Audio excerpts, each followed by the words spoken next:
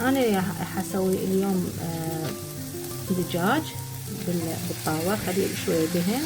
اول شي اخليه بصل، وبعدين حصفت الدجاج مالتي عن البصل واخليه يتوقف. انا هسه صفرت الدجاج على البصل. راح شو اسوي؟ راح اخليه اشياء من الفلفل الابيض. للحوم الابيض خلوه على طول فلفل ابيض، وبعدين راح اخلي له شويه من الكزبره. لا تخلونه هوايه على مود لا يتغلب طعم الكزبره يعني على الدجاج. وهسه اخلي شويه من الكركم،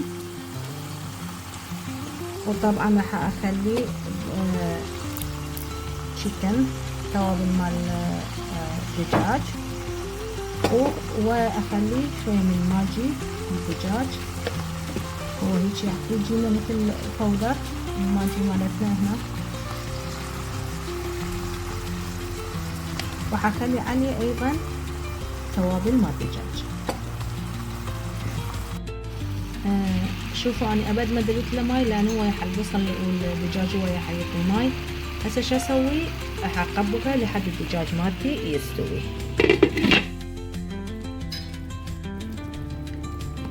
شوفوا مثل ما قلت لكم انا ولا قطره ماي دايرت له. شوفوا هذا الصوص كله مال البصل والدجاج. هسه شو اسوي؟ راح انزل عليه البطاطس. هذا الاكله كلش طيبه والاطفال حيحبوها، يعني انا اطفالي يحبوه وعلى طول يعني اسوي لهم اياه لان كلش طيبه والاطفال يرغبون بهيك اكلات.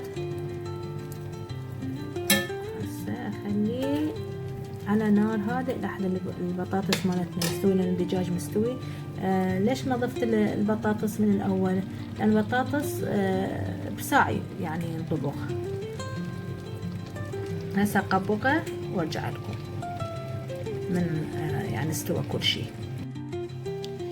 اني الدجاج مالتي انطبخ، خليت ويا بوتيته، ومثل ما تشوفون اني ولا قطره ماي درت عليه، وكل شيء يعني انطبخ بالماي البصل والدجاج. ومثل ما تشوفون البوتيته شوفوها مطبوخه ويخبل. شوفوا شلونه.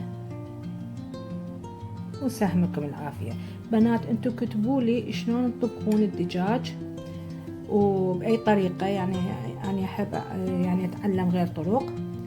إذا عجبكم اشتركوا في قناتي واعملوا لي لايك، وشكرا لكم.